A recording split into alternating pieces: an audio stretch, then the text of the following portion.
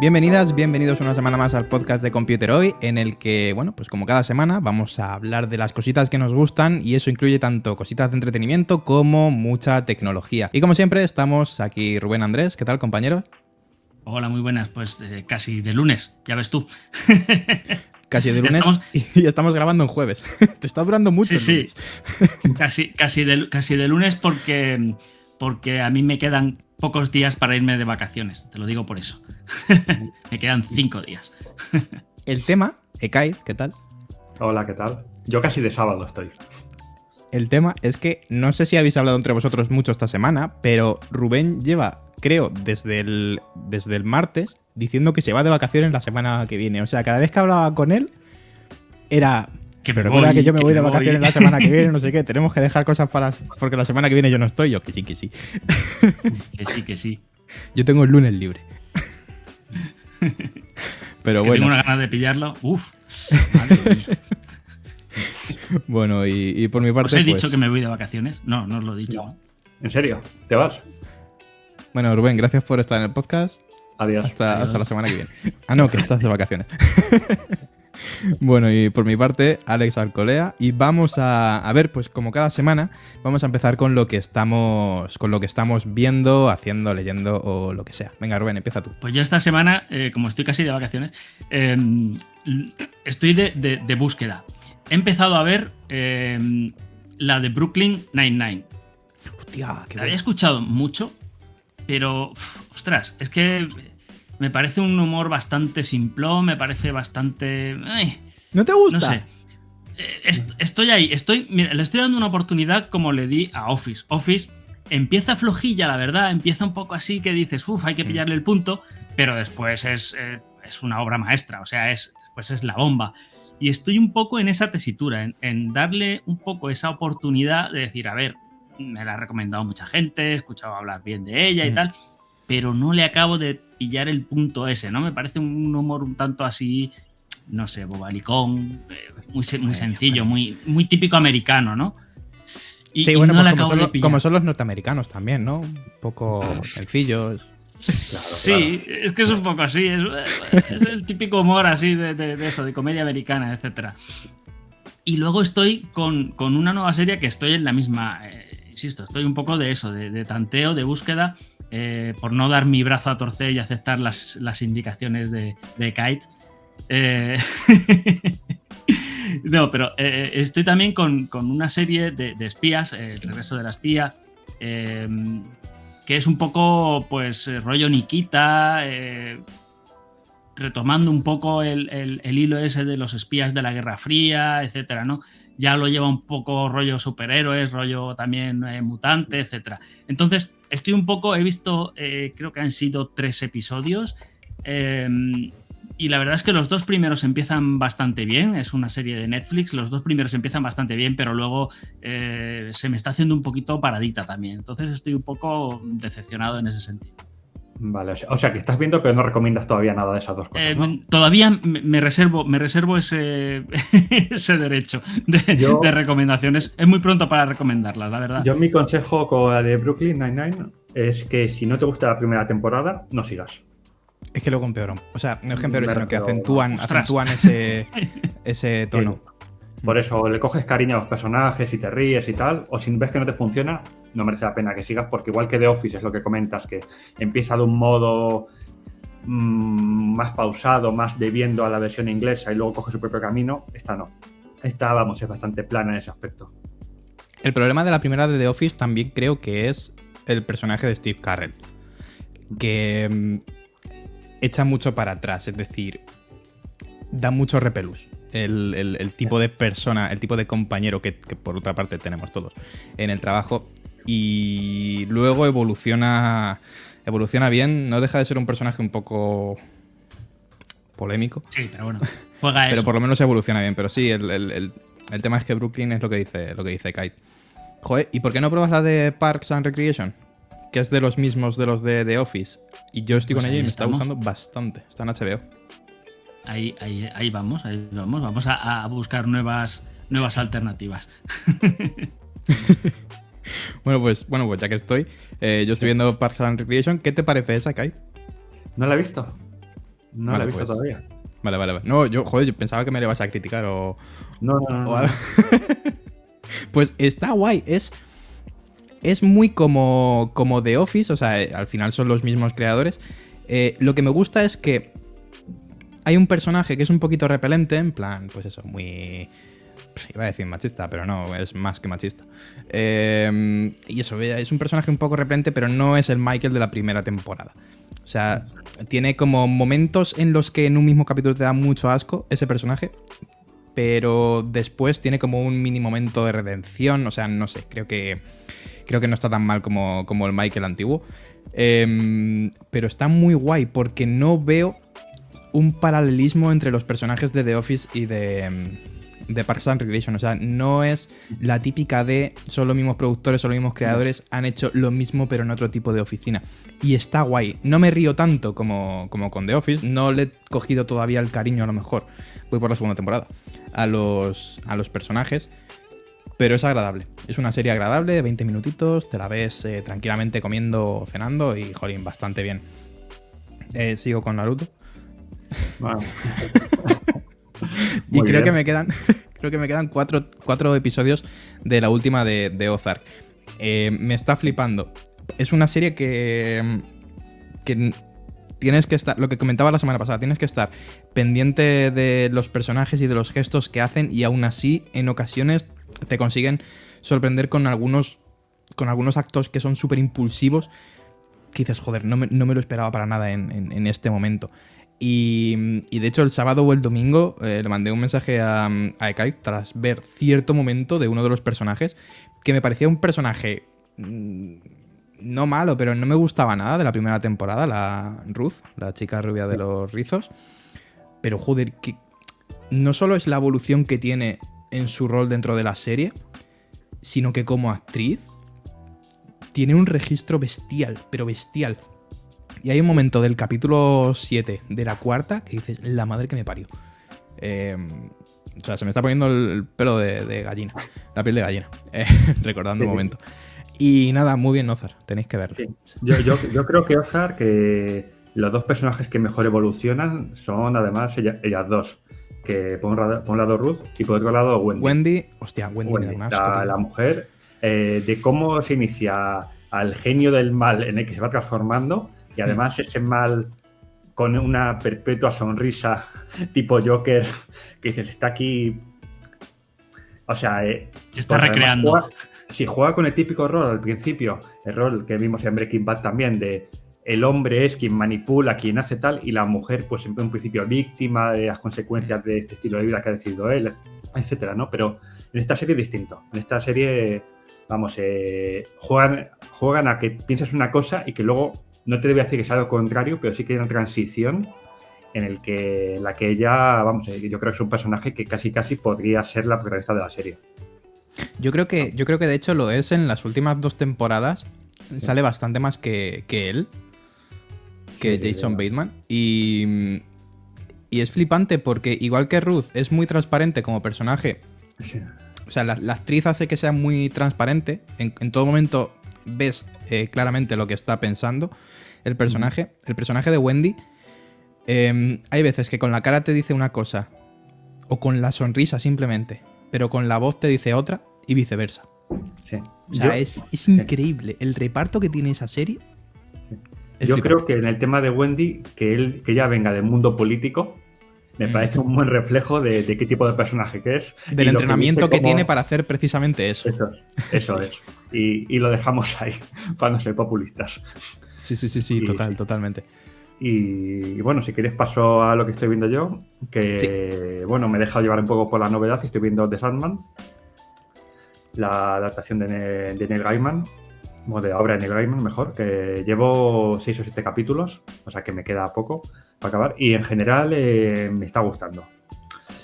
Es cierto que entra con muchas dudas, evidentemente, porque es un cómic muy difícil de adaptar, ha llegado, lo que dije la semana pasada, sin demasiada promoción tal vez, sin grandes nombres, pero me parece que está bastante bien. Lo que pasa es que sí que tengo una cierta duda de que en función de cómo entres a la serie puede gustarte más o menos, por un lado está, si has leído los cómics, es muy fiel a los cómics, pero quizás demasiado literal a veces. Entonces, que no está mal siendo Netflix. No está mal, evidentemente. Pero claro, yo los cómics me los he leído un par de veces además, me gusta mucho, ¿no? Pero claro, eso también hace que en ciertos momentos que se toman unas transiciones, un ritmo más pausado, como sé lo que va a pasar después, me impaciento. ¿Sabes? Es como diciendo, vale, no sé si me lo estás contando bien o mal, pero entonces el juego de las expectativas importa mucho en la serie, pero aún así yo creo que merece la pena. Merece la pena verlo. No han renovado todavía para una segunda temporada, pero me parece que sería un gran fallo que la cancelasen, porque está bien hecha, promete y se ha visto en redes sociales que la gente está expectante de saber cómo continúa y que ha habido reacciones muy positivas. Vale, y ahora vamos con otro tema que está relacionado con Disney Plus, que por ejemplo vi la semana pasada la de Lightyear, me gustó muchísimo.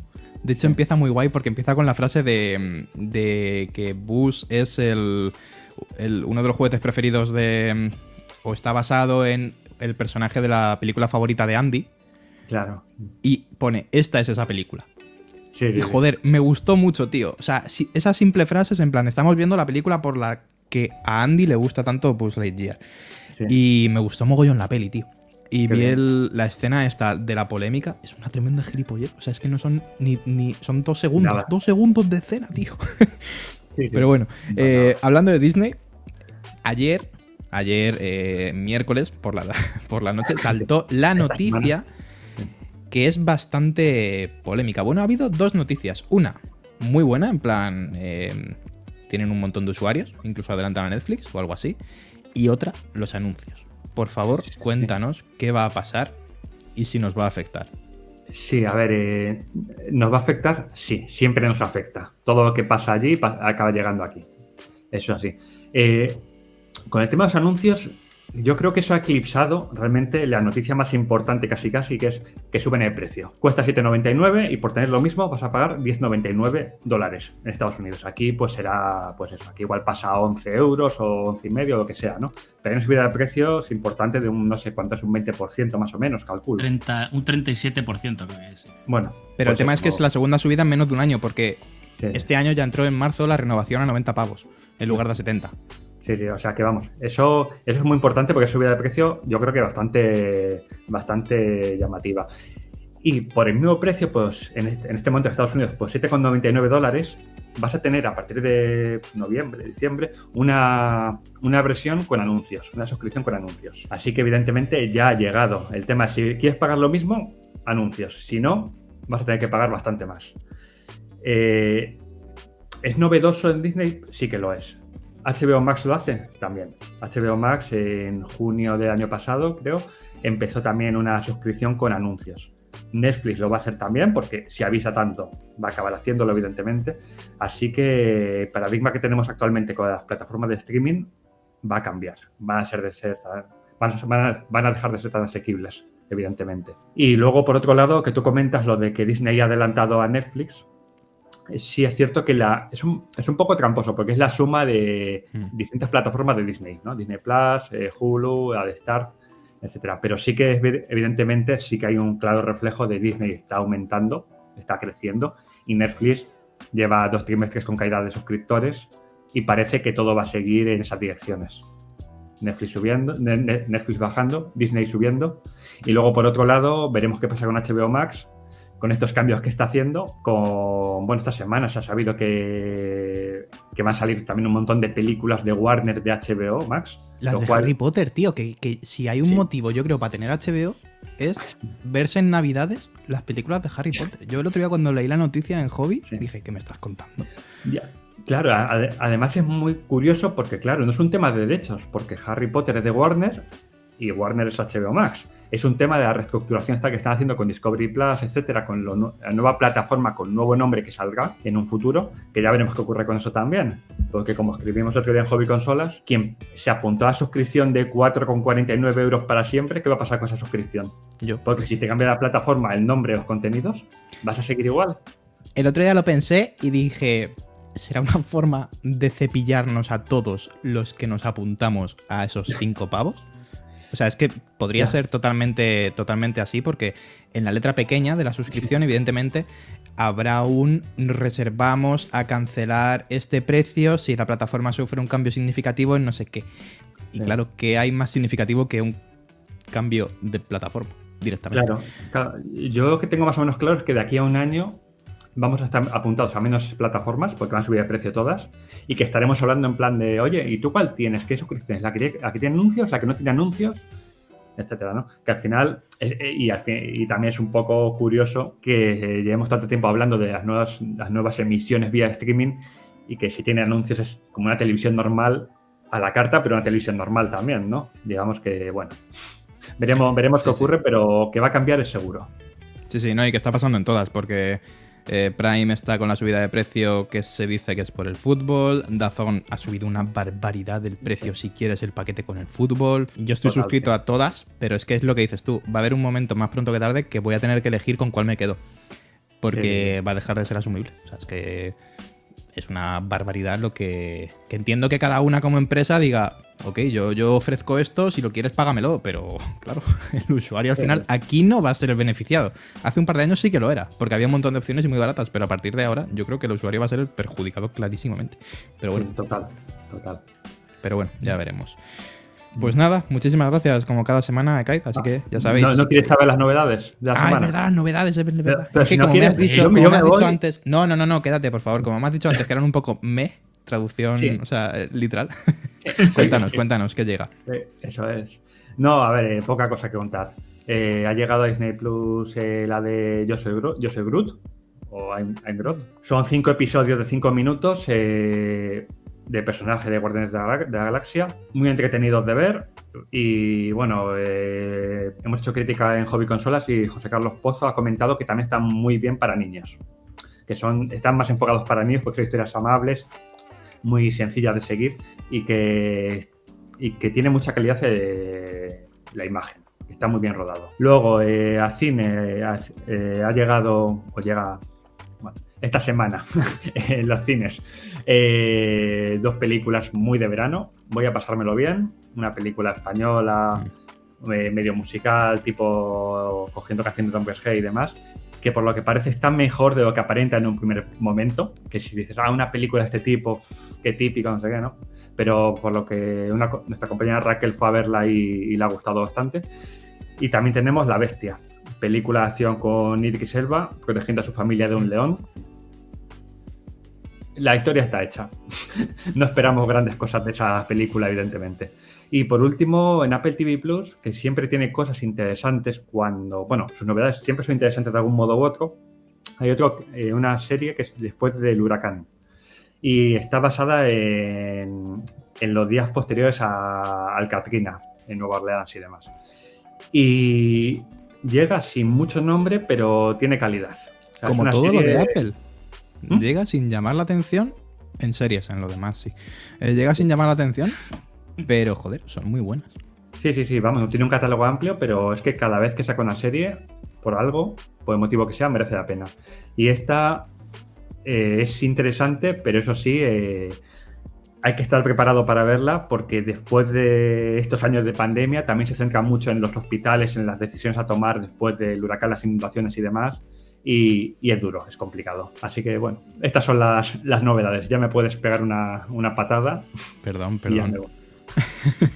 Es verdad que eran unas novedades un poco plof. Sí, sin grandes nombres. Pero había que escucharlas. Eso es. Pues Bueno, como cada semana, tío. Muchísimas gracias. Y ya sabéis todos que tenéis toda la información tanto de videojuegos como de entretenimiento en hobbyconsolas.com. Pues nada, Kai, nos vemos la semana que viene. Un abrazo para ti, Alex, y buenas vacaciones, Rubén. Hasta luego. Muchas gracias. Chao. Hasta luego.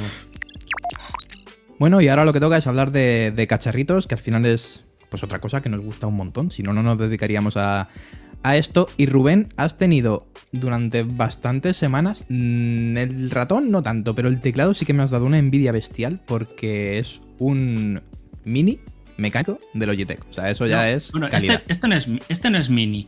Hay una tienes versión, el formato no completo. lo toco mucho porque es el que tengo conectado aquí. Hay una versión que sí que es mini, que básicamente es, bueno, no es mini, sino que es 65%, si no me equivoco, que elimina toda esta parte, todo el lado del teclado numérico a la derecha y todas las teclas de navegación y el cursor. El cursor, digamos, lo mete un poquito más hacia la parte de las teclas y se queda pues solamente con todo esta parte del teclado, ¿no? Es un teclado que resulta muy familiar en el día a día porque básicamente es el teclado, el MX Keys, el Advance que ya conocemos. Es el teclado, uno de los teclados más populares entre los usuarios, vamos a llamarlos profesionales, y entre los usuarios de Mac, porque es uno de los mejores teclados para este sistema y sobre todo eso, para trabajar, porque es un teclado muy sólido, es un teclado que funciona realmente bien, con teclas que ofrecen un tacto bastante agradable. Entonces ahora tenemos básicamente el mismo concepto que teníamos con aquel teclado, con el MX Keys, que llevamos con él pues cerca de una década, probablemente cerca de una década utilizándolo, pues ahora lo han mejorado y han añadido el componente de tecla mecánica. En lugar de ser un teclado de membrana como el MX Keys tradicional, pues este tiene tecla mecánica. Tiene una tecla mecánica, digamos, de tres tipos. Está la vertiente más silenciosa, por así decirlo, que es táctil, pero con ese componente silencioso que es este. Te lo enseño aquí cerca del micrófono para que lo veas. Qué gustito. A ver, yo tengo una cierta respuesta, tiene un cierto clic, pero es un clic muy táctil, no es tan sonoro como táctil, es silencioso. Pero después tenemos lo que viene siendo los interruptores rojos tradicionales, que son más lineales, es todo el recorrido, no hay ningún clic. Y luego están los que son, digamos, la variante azul, ¿no? Que todos conocemos, el interruptor azul, que sí que es el clic más notable y es más sonoro. Entonces este sí que es bastante más escandaloso, por así decirlo. Para una oficina, para trabajar, a mí que es el equivalente al marrón, es el que me parece más equilibrado y con una mejor respuesta. Tenemos todas las sensaciones que tenemos en un teclado mecánico y además lo unimos a todas las prestaciones que tenemos con los MX. Los MX Keys, que por ejemplo añadían en el MX Keys Key el Mini, que ya vimos el análisis anteriormente, y son todas estas teclas en la parte superior del teclado que lo que te permiten, voy a ver si me permite acercarlo un poquito más, no me veo nada, no sé si se ve algo. Estas teclas de la parte superior te permiten, por ejemplo, silenciar el micrófono durante una llamada. Son teclas especiales que además se integran con el sistema operativo, te permiten esto, activar la función dictado para literalmente el teclado se convierte en un micrófono y lo que te hace es habilitar todas esas funciones de teclado, de dictado, transcripción de voz a texto. Son funciones interesantes para productividad, captura de pantallas, silenciar el micrófono durante las llamadas, volumen, reproducción, etc. Entonces, es un añadido que Logitech le da a estos teclados de productividad. Ya lo teníamos en los MX Keys, ahora lo tenemos en estos también, que además son, insisto, son mecánicos y tienen muy buen tacto. Aparte de esto, pues tenemos la función de multidispositivo. Tenemos aquí 3 teclas que simplemente con pulsarla vamos cambiando de dispositivo. No tenemos que irnos al dispositivo, sincronizar, activar el Bluetooth, etcétera. Simplemente pulsando automáticamente el teclado se va hacia aquel dispositivo y se queda conectado. Lo cual esto es especialmente importante cuando, como por ejemplo nosotros trabajamos con un sistema Windows, por ejemplo, un equipo, un portátil, un iPad, porque es compatible con todos los sistemas y además es tan simple como esto, como pulsar estas teclas y directamente se vincula con cada uno. Pero esto, este es uno de los sistemas, digamos, de configuración, porque luego también tenemos otro que es mediante el software Logitech Option Plus, que lo que te permite es personalizar un poco todas estas teclas de función, cambiarles un poco en lugar de activar el dictado, por ejemplo, activar la captura de pantalla, pues te permite, digamos, cambiar y ajustar con atajos de teclado o con lanzamiento de aplicaciones, lo que tú prefieras, personalizar la experiencia un poco más. Y aparte es compatible con el software Logitech Flow, que lo que te permite, esto sí que es magia, esto sí que me parece fascinante, que es un KVM, que es cambiar de equipo simplemente arrastrando el ratón. Digamos, el teclado permanece conectado a un equipo y mediante este software permite pasar de un ordenador a otro sin necesidad de siquiera tocar estos botones que mencionábamos antes para cambiar de equipo.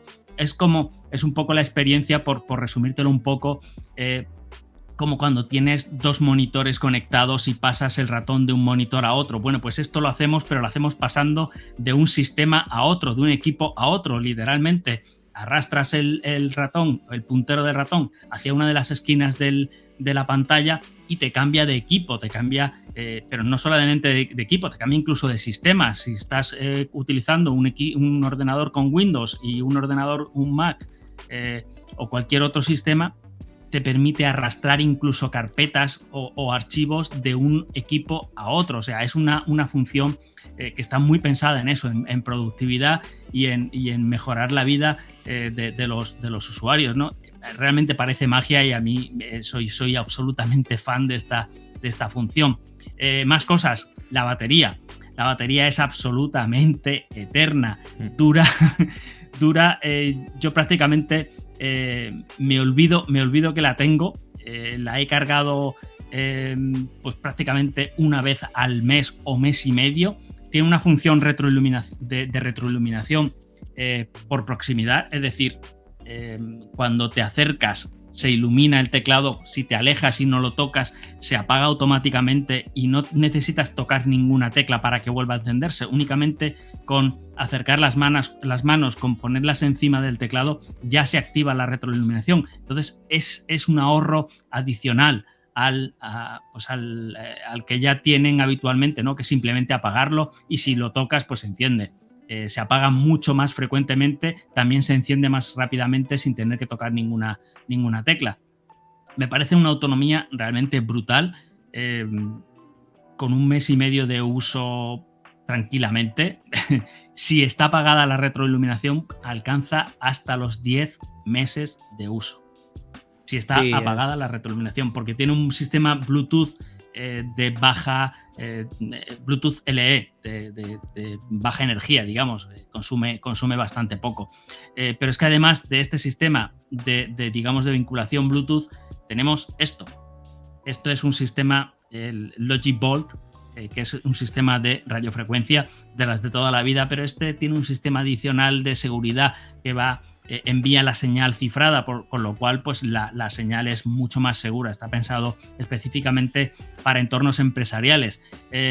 Con esto se reduce la latencia, aunque con el Bluetooth hay muy poca latencia. Realmente funciona muy bien el Bluetooth, pero con esto es todavía más rápido y además pues se añade ese componente, digamos, de seguridad.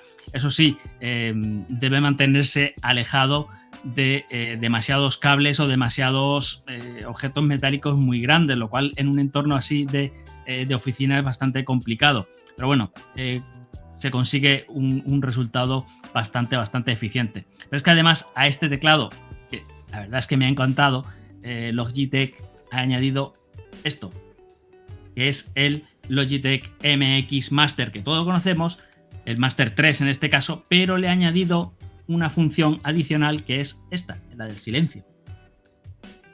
Eso mola mucho.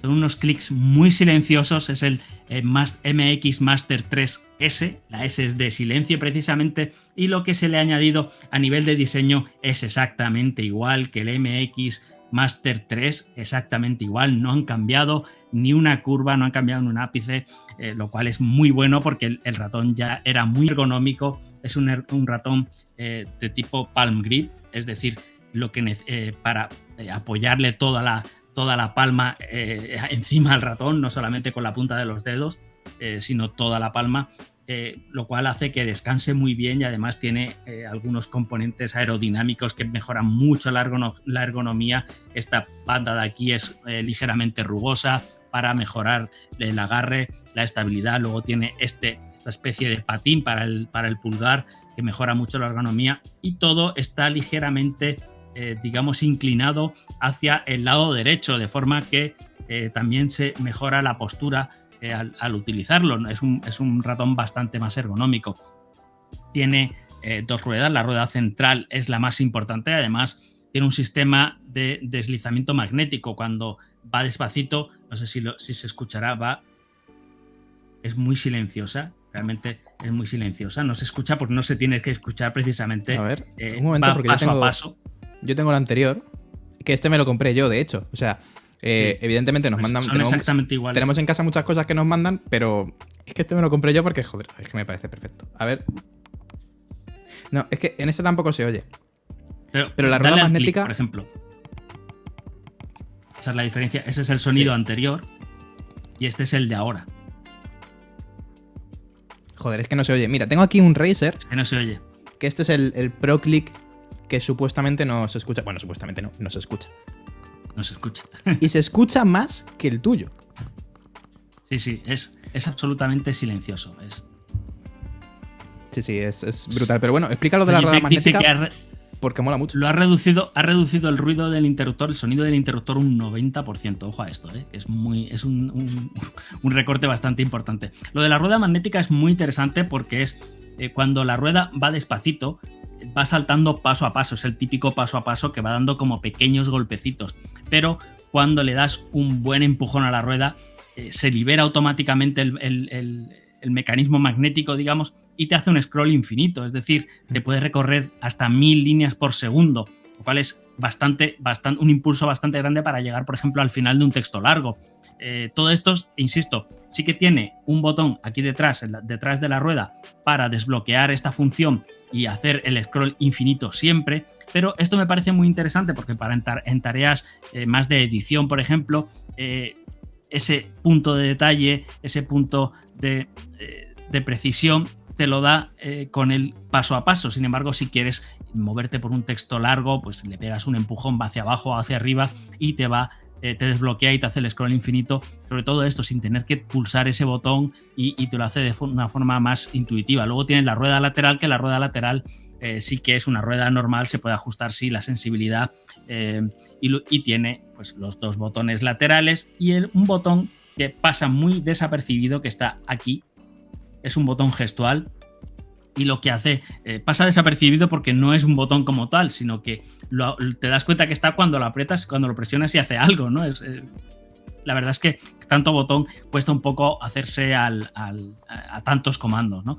Pero la verdad es que es una gozada de ratón y ahora con el aditivo, el añadido de ser además silencioso. Yo soy muy maniático de ese clic, clic, clic, clic, clic, clic constante y además cuando estás editando fotos, por ejemplo, hay veces que estás aplicando filtros y tal y es necesario ese clic y a mí que lo estoy haciendo me molesta.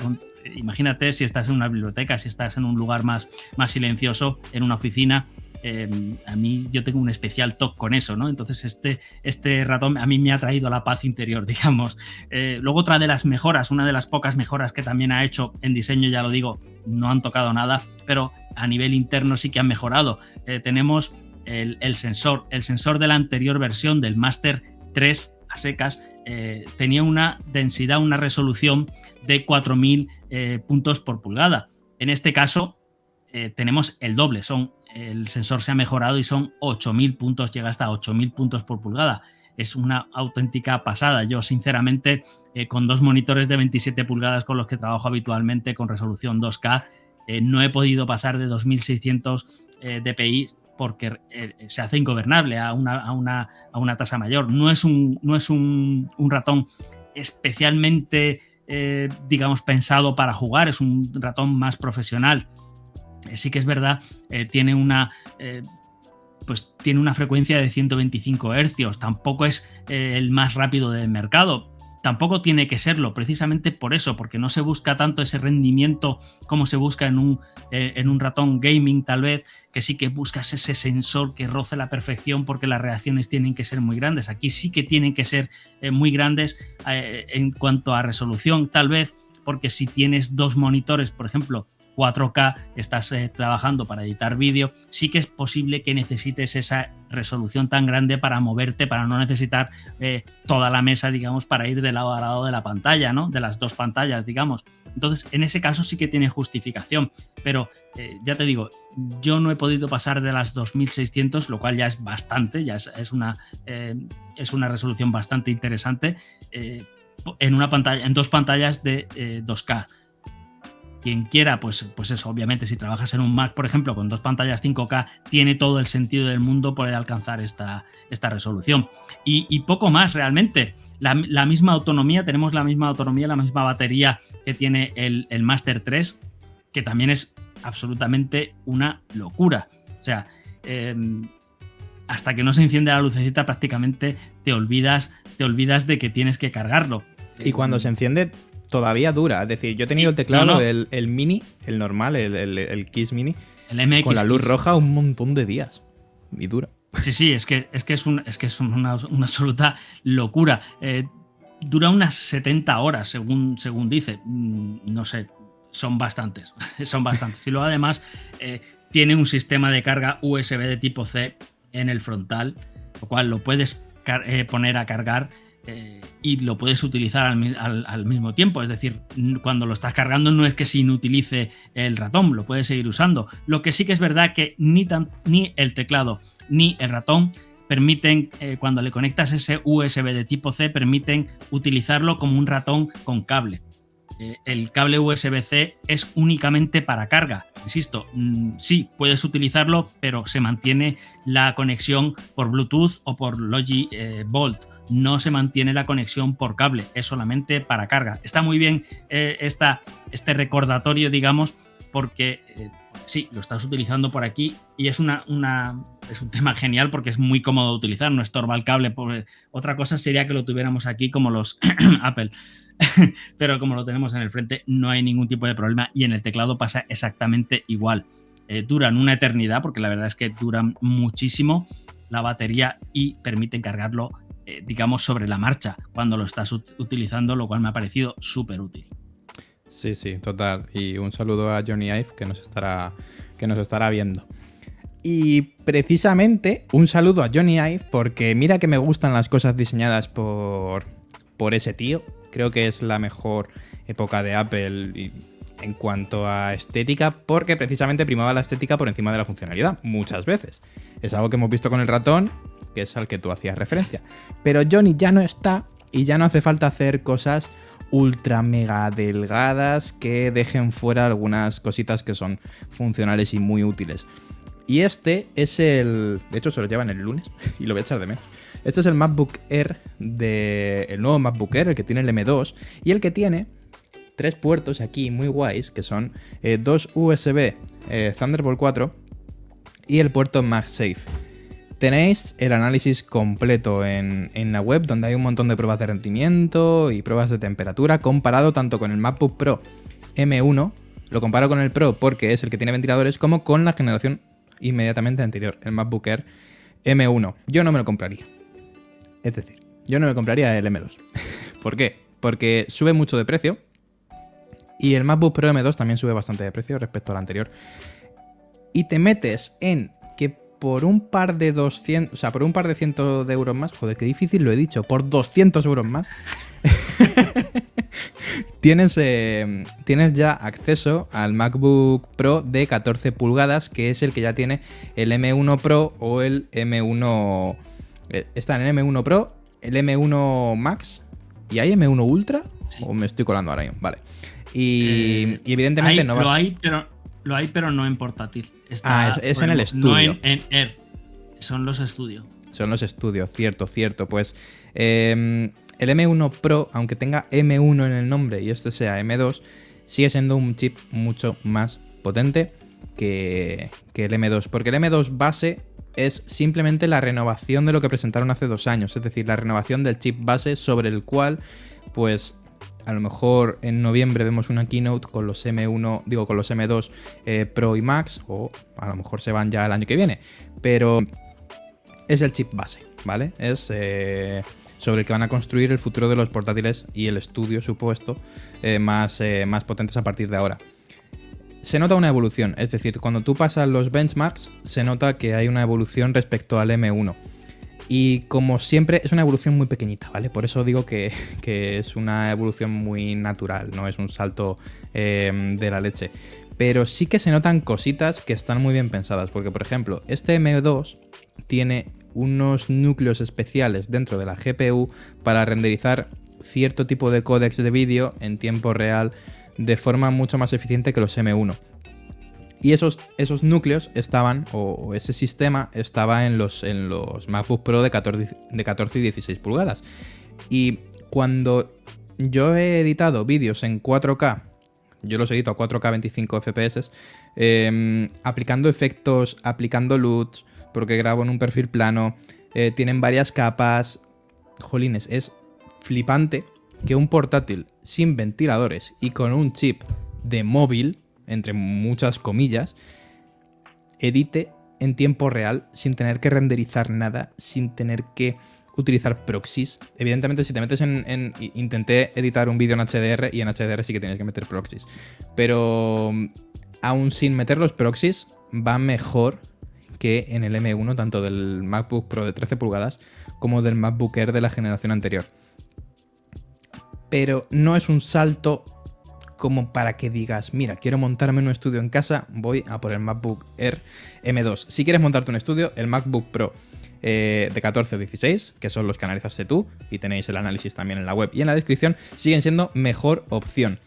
Y es que un problema que tiene este portátil es que no creo que esté hecho para editar, aunque vas a poder editar muy bien. Y es que enseguida entra en el juego el sobrecalentamiento. No tiene ventilador activo, no tiene un sistema, por el despiece que han hecho algunas páginas, muy eficiente de disipación pasiva, y se calienta. De hecho, en las pruebas editando el mismo vídeo, cuando termina de renderizar y exportar el vídeo, está más caliente este M2 que lo que estaba el MacBook Air M1, y evidentemente más caliente que lo que estaba el M1 con ventilador del MacBook Pro.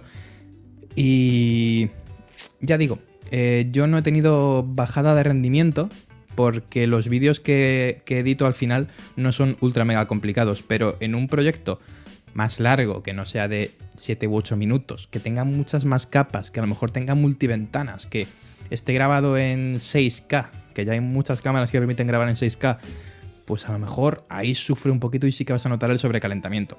Buscándolo se encuentra fácil. Pasé varias veces el test de Cinebench R23 y enseguida, a la tercera pasada ya ves que la puntuación es menor, y a partir de esa tercera pasada es menor y menor y menor. Entonces creo que es estrangulamiento térmico ahí, claro. Sí, pero también dije en el análisis que, de hecho, el H2, o sea, uno de los encabezados en el que hablo del hardware, es lo estás usando mal. Que no es una flipada mía, simplemente es una referencia a Jobs, a Steve Jobs, cuando dijo que los que teníamos problemas de cobertura, creo que era en el iPhone 4, era porque lo estábamos cogiendo mal. Y es como, venga, Jobs, no me fastidies, tío. Pero realmente creo que lo estamos usando mal, porque todos los análisis que he visto, casi todos, son de filmmakers y están súper guay hechos. Pero se centran mucho en la capacidad del MacBook Air M2 para editar vídeos. Y joder, es un ultra portátil para llevártelo a todos sitios con una batería que dura es una auténtica pasada lo que dura la batería. Tiene una muy buena pantalla, un muy buen diseño, pesa muy poquito, ocupa muy poquito, y no es un portátil para tener un estudio de vídeo. Es un portátil para llevártelo a la universidad, llevártelo de viaje, llevártelo del despacho al salón para crear textos, editar fotografía. Para editar fotografía es una pasada. Y para editar vídeos también vale. Pero para proyectos más complejos, como digo, pues ahí se te va a quedar corto, y ahí es cuando tienes que dar el salto a un Pro. Porque realmente siempre ha estado eso ahí. Es decir, si tú querías, se sobrecalienta, sí, esto es un hecho. O sea, los filmmakers que han hecho los análisis centrándose en eso tienen toda la razón, porque han buscado el sobrecalentamiento y se encuentra fácil. No es un fallo que digas, joder, es que te has puesto muy tiquismiquis, has ido a buscarlo con lupa. No, lo encuentras fácilmente. Pero es que creo que no es para eso. Si tú quieres un portátil para eso, hay otras opciones dentro de Apple que no se van mucho de precio. Pero no sé, es que me parece un portátil tan bueno y tan... No me gusta la palabra, porque no hay nada perfecto, pero es tan perfecto para lo que busca ser este portátil, que es un portátil en el que tienes potencia de sobra. Es mucho más potente todos los portátiles Intel o AMD que no tienen una GPU discreta, ¿vale? Eso es un hecho. Y encima tienen mucha más batería que todos esos portátiles Intel y AMD. Entonces, me parece un portátil que para quien quiera potencia y movilidad máxima, gracias a la batería y al diseño, es perfecto. Luego la pantalla está muy bien calibrada, es un poquito más grande, son 13 pulgadas, pero son 13,6 en lugar de 13,3. Ese 0,3 lo ganamos porque no tiene notch. Y te puede parecer una tontería, pero cuando lo vi por primera vez dije, joder, qué feo es.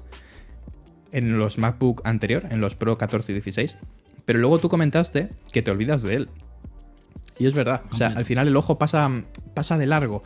Pero agradezco que tenemos un poquito más de pantalla, porque esa zona del notch donde antes solo había marco, ahora tenemos las opciones de las barras interactivas de Apple.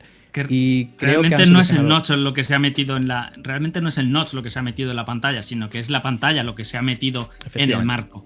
Es decir, lo que se ha ganado no es que se haya perdido ese espacio del notch, sino que se ha ganado espacio para la barra, con lo cual se libera toda esa franja superior, franja de la parte superior.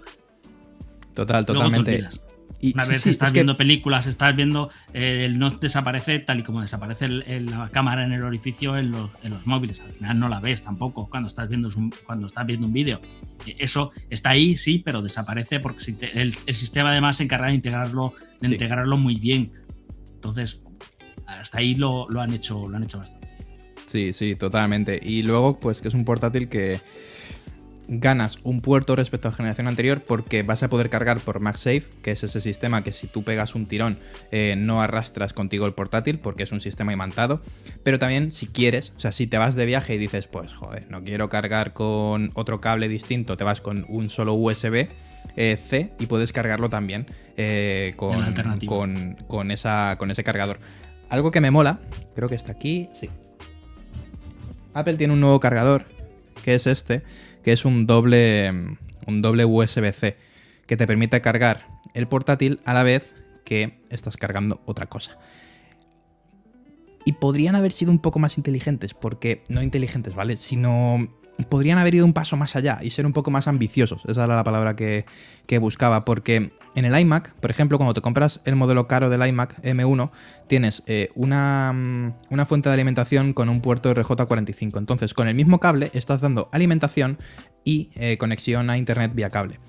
Aquí podrían haber hecho lo mismo y habernos permitido cargar porque este se compra aparte. Entonces, ya que lo compras aparte, podrían haber añadido esa función de, ok, tú cargas el portátil usando uno de los USB-C, pero te dejamos otro para que metas ahí lo que quieras, o sea, una especie de hub, ¿vale? Y así tienes realmente 3 USB-C hábiles en el MacBook, que no le habría venido nada mal. En el otro lateral tienes un jack de auriculares, que bueno, eso está así desde siempre, y no hay USB-A, no hay HDMI, no hay lector de tarjetas, que me habría gustado, sí, pero no cabe, es decir, es como cuando en un móvil, es como cuando yo vi gente que a los Fold o al Xiaomi 12 Lite le pedían un jack de auriculares y es como, vamos a ver, con un grosor de 6,5 milímetros, es que físicamente no puede ser. Es decir, está bien pedir, está bien exigir, pero hay que ser un poco consecuentes con el producto que tenemos entre manos. Es decir, ¿quieres algo fino o quieres algo gordo? En el gordo, que son los Pro, te lo han metido. El USB-C, el HDMI y el lector de tarjetas. Aquí no entra, pero no entra. Físicamente no entra. Aparte, tampoco es el perfil. Creo que el análisis es muy acertado porque va a eso. Es un ultrabook con el que además, mira, oye, de forma ocasional puedes editar vídeo, además vídeo en 4K a 25. O sea, eso no te lo hace ningún ultrabook, te lo digo yo. Te lo hace, pero arrastras. Pues aquí sí que puedes. No se trata de un equipo de edición, es un ultrabook, es un equipo de movilidad, es un equipo que hace 3 años solo podías utilizar para ofimática y poco más. Sí, y ahora estás editando vídeo en 4K. O sea, hay que poner eso un poco en contexto. Pero es que, además, no es un equipo, digamos, para editar vídeo, para editar fotografía. Para eso está el Pro. Entonces, está bien que hagan esa diferencia. No veo mal que no hayan, en este caso, que no hayan integrado, y soy de los que estoy constantemente, además de decir que me voy de vacaciones, también estoy diciendo, por favor, poned lectores de tarjeta SD, lectores de tarjeta completa, de las buenas, de estas, de las grandes, no de los chiquititos. Soy un pesado en eso y lo reconozco, pero en este sentido, en este caso, a un Ultrabook no creo que tenga demasiado sentido. Tiene más sentido en otro tipo de portátiles más orientado a eso, a creatividad, etcétera. Pero en este, el contexto, insisto. Sí, claro, o sea, si los MacBook Pro del año pasado hubieran salido sin HDMI o sin lector de tarjetas, sí que es padre. Claro, eso. O sea, seríamos los primeros que es como Apple está flipa. Pero no. Están en una época en la que están revirtiendo un poco todo ese minimalismo de Johnny Ive. Yo lo agradezco, es decir, mete puertos. ¿Por qué? O sea, es que es mejor que te compren a ti si quieres un portátil. Súbele el precio por meter los puertos, pero yo prefiero tener todos los puertos dentro a tener que pagar a una empresa externa un dispositivo que es un hub con el que tengo que cargar en la mochila cada vez que me voy de viaje porque no tengo puertos en mi Mac. Y ya está. Me ha gustado mucho el MacBook Air y encima es muy bonito. Y en este modelo Silver, perdón, este es el Midnight, Starlight, joder, es que Starlight. El Midnight es el otro, que es el oscurito. Sí, no se quedan las huellas, bueno, se quedan, pero no se notan tantísimo. El Midnight es súper bonito, de hecho es el primer, dependiendo de cómo le dé el color, es azul, la luz es azul marino o negro, es muy bonito porque es el primer MacBook negro desde los antiguos de policarbonato, pero son una guarrada. O sea, yo tengo colegas que se lo han pillado. Daniel Platt creo que también hizo el análisis con el Midnight. Las huellas, muchos youtubers han recibido el Midnight y es muy bonito, pero es muy sucio. Muy sucio. Pero bueno, pues ya está. Hasta aquí el análisis del MacBook. Ya te digo, tienes el completo enlazado en la descripción. Y ahora vamos a pasar a algo totalmente diferente, que es una tele. Esta semana no tenemos móviles. Vamos a una tele de TCL. Cuéntanos, Rubén. De TCL, sí. Eso, TCL, madre mía. De TCL. Para quien no le suene, TCL es uno de los mayores fabricantes de paneles del mundo. Es decir, no son unos recién llegados en esto. Y realmente esto explica muchas cosas. Es decir, tenemos una tele que voy a empezar por lo más interesante, por lo que preguntan todos los cuñados. ¿Y esto cuánto cuesta? Bueno, pues cuesta 817 euros. Es una tele de 55 pulgadas con tecnología QLED. Esta tecnología, ¿qué hace? Pues añade un par de filtros con nanocristales que lo que hacen es, vamos a llamarlo así, purificar o intensificar los distintos canales de luz. Es decir, te intensifica la luz azul, te intensifica la luz roja y te intensifica la luz verde. Entonces, esos canales intensificados lo que hace es una mayor pureza de color. Eso es el QLED. ¿Qué se necesita para eso? Pues luz, básicamente. Y aquí es donde pincha, porque tenemos un muy buen panel, pero no tenemos un sistema de retroiluminación, que sí que es verdad, está en toda la parte trasera, pero no es un sistema como los que encontramos en los QLED habituales, que son más bien de gama alta o de gama media alta. Este es un sistema pues que es un poco más modesto. Y aquí no tenemos el sistema de local dimming, que es un sistema en el que la pantalla se divide en varias zonas y se apagan o se encienden en función de la necesidad de contraste. Si va a mostrar zonas más oscuras, pues se apaga, entonces el negro aumenta más de intensidad, los negros son más puros. Si es una zona muy iluminada, pues se enciende. En este caso no tenemos este sistema de local dimming. Esto hace, digamos, que la eficiencia del QLED baje un par de puestos, es decir, no es cierto, es QLED, pero no en el mismo nivel de lo que estamos, digamos, acostumbrados o de lo que esperamos de un QLED, ¿no? En este sentido, cabe remarcar esto porque estamos ante un televisor pues de gama media con unas funciones realmente pues interesantes. No es un televisor de gama media baja. Es un televisor que ya apunta, está justo en medio de la tabla y la verdad es que apunta un poco maneras hacia la gama alta.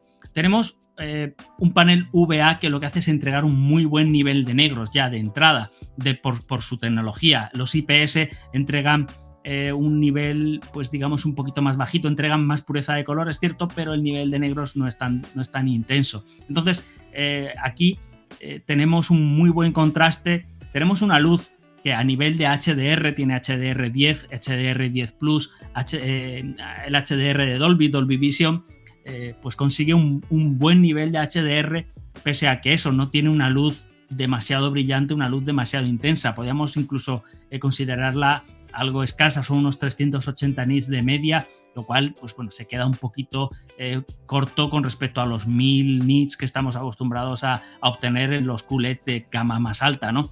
Pero este panel VA ofrece un muy buen nivel de negros, con lo cual el contraste que ofrece es muy bueno y la diferencia entre las zonas más claras y las zonas más oscuras también se destacan más, es decir, hace lucir bastante más el HDR y permite que en las zonas más oscuras se saque más detalle. No sucede lo mismo con las zonas más claras, donde sí que se aprecia que el HDR no es tan intenso.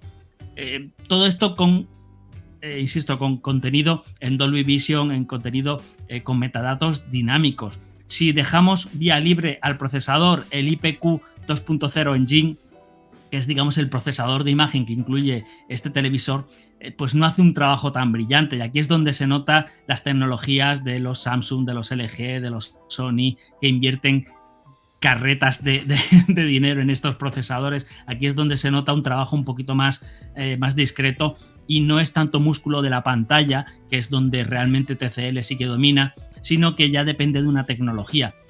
Aquí el escalado es correcto, pero la gestión de color en contenido SDR, en contenido en la que no hay unos metadatos detrás que le dicen al panel qué intensidad de brillo tiene que dar, aquí es donde flojea un poquito y entonces los tonos de piel son un poco más, no son tan naturales, no tiene ese nivel de detalle, no tiene esa intensidad de color. Es aquí donde se nota más que es un gama media y no un gama alta o gama media alta, ¿no? Como estamos acostumbrados a ver en los QLEDs. Por otro lado, tiene Google TV en su versión de Android 11. Es una versión que funciona muy bien como norma general, porque ya lo he probado en otros televisores. Sin embargo, aquí lo que noto es un hardware, de nuevo el hardware, es un hardware un poco escaso, es un procesador de 4 núcleos, 2 GB de memoria RAM. Entonces lo que noto es al cambiar entre pantallas, al cambiar, al instalar aplicaciones, al ejecutar aplicaciones, se ralentiza un poquito más de lo habitual. Es un poquito como más perezoso, es un poquito como más lento cambiando de pantalla. Notas que se queda enganchado en determinados menús y no termina de ejecutar la orden cuando le estás dando la orden con el mando, ¿no? En definitiva, ese hardware. El hardware es lo que me ha fallado. Por otro lado, tenemos la parte de la conectividad, los componentes, el HDMI, tiene un HDMI 2.1. Esto lo encontramos en pocos modelos de gama media de esta categoría. Sí es cierto que LG desde hace un par de años ya lo viene implementando en casi todos sus modelos, el HDMI 2.1. Esto permite pues, ejecutar juegos en 4K 120 Hz en las últimas consolas, en las tarjetas gráficas Nvidia RTX de 2000 hacia adelante, 2000, 3000. Pues con este hardware o con este conector se aprovecha estas funciones, pero realmente no se le saca todo el jugo porque el nivel de HDR tampoco es muy eficiente, pero tiene un apartado específico al gaming que te hace cuando le conectas la consola, te baja la latencia del televisor a unos 15 milisegundos, lo cual no está nada mal. Este input lag es un input lag muy importante. Y realmente para jugar sin gastarse mucho dinero en un televisor de gama alta, por ejemplo, que tampoco todo el mundo podrá permitírselo, me parece una muy buena opción. Es decir, tenemos un HDMI 2.1 que funciona de una forma bastante correcta y permite sacar todo el partido a las funciones de tasa de refresco variable, de baja latencia, etcétera. Entonces me parece muy, muy buena alternativa, sobre todo para eso, para si vas a utilizar el televisor para jugar.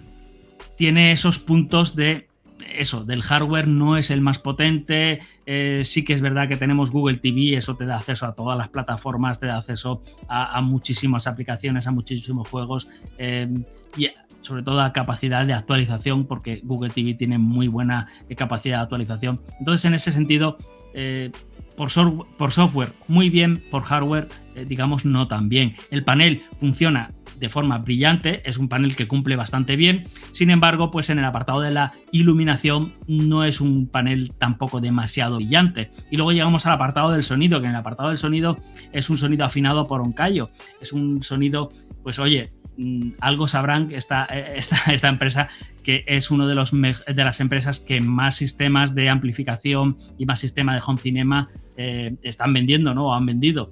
Entonces, aquí también se nota esa mano. Tenemos un sistema de sonido bastante modesto, que son 2 altavoces orientados hacia la parte de abajo. Es prácticamente el estándar de toda la gama media y baja, y son simplemente 20 vatios, pero realmente desarrollan un sonido bastante interesante, que tiene, sí que es verdad que no tiene unos bajos apabullantes para contenido en cine, pero para diálogos, para series con mucho diálogo, para programas de televisión, tiene muy buen sonido, los diálogos se escuchan muy nítidos y permiten un juego bastante interesante. También tiene soporte Dolby Atmos, pero definitivamente si vas a ver mucho contenido en cine y te gusta pues esa sensación de sonido envolvente, vas a necesitar una barra de sonido sí o sí. Esto es indiscutible, pero sí que ofrece un sonido bastante decente para tratarse de esto, de un televisor en este rango de la gama media alta, que ronda unos 800 euros. Me parece una opción bastante interesante para alguien que quiere un mínimo de calidad y sobre todo eso, sin gastarse un dineral para tener un televisor donde jugar, o un televisor para ver un contenido en HDR con bastante calidad, en este caso con bastante soporte para HDR, que tiene el soporte Dolby Vision. Me parece bastante interesante esa relación calidad-precio. Sí, al final, jolín, es que lo has resumido tan bien que simplemente voy a resumir un poquito lo que decías. Es que TCL es una gran desconocida, pero es uno de los principales fabricantes de paneles a nivel mundial. Fabricantes y para todas las compañías, realmente.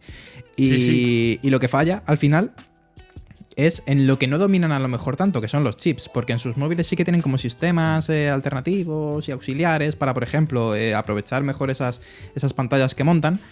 Pero, claro, si te pones a comparar lo que puede manufacturar a nivel de System on a Chip TCL con Sony y Samsung, pues evidentemente hay una diferencia. Desarrollan sus propios chips o afinan sus propios chips. De experiencia, sí. O sea, al final ahí es donde se le nota un poco su punto débil, sí. Sí, pero bueno, yo te reconozco que la primera vez que vi los paneles TCL en una IFA, creo que, no recuerdo cuál fue, la primera antes, o sea, justo antes de la pandemia, pues esa IFA. Desplegaron un montón de televisores y era en plan, el año que viene vamos a empezar a distribuir en Occidente. Y joder, tanto por precio como por la calidad de los paneles, decías, ok, llega un nuevo jugador que es importante. No es Xiaomi, porque Xiaomi también está en teles, pero no es el mismo nivel en cuanto a calidad de pantalla. Muy Estos bien. son fabricantes del panel, entonces claro, entregan una buena calidad. Lo que pasa es que, claro, cuando estás muy acostumbrado a trabajar productos tan equilibrados, pues como los Samsung, que llevan también toda la vida haciendo televisores, fabricando ellos sus paneles y fabricando también los chips, ahí se nota esa unión entre las dos cosas. No hay ningún punto débil. Y aquí sí que es verdad que el apartado de la pantalla lo hace muy bien, pero luego se le ve esas debilidades que dices, aquí hubiera estado bien un poquito más de optimización. Y es donde les falla. Pero evolucionarán. Sí. Pero lo que dices tú, poco a poco. Cuanta más competencia haya, mejor para nosotros. Y pues nada, hasta aquí el podcast de esta semana. Ha sido un podcast en el que hemos hablado bastante de entretenimiento, pero es que había entre lo de Disney, HBO y demás, había bastante que contar. Y como siempre, esperamos que os haya gustado. Lo tenéis en formato vídeo en YouTube y en formato audio en todas las plataformas de audio y de podcasting que hay actualmente. Y nada, muchísimas gracias por acompañarnos e id por la sombra, que hace mucho calor. Chao. Adiós.